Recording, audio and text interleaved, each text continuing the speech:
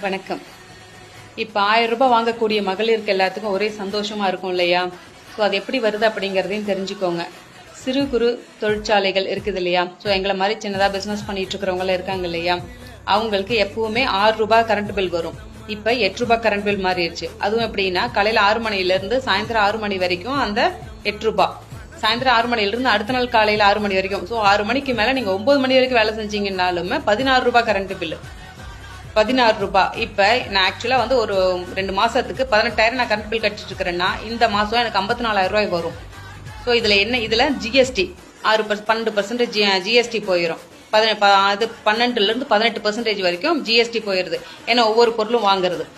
இப்ப நீங்க ஜிஎஸ்டியும் நான் வந்து ஒரு 12% கட்டிட்டு இருக்கிறேன்.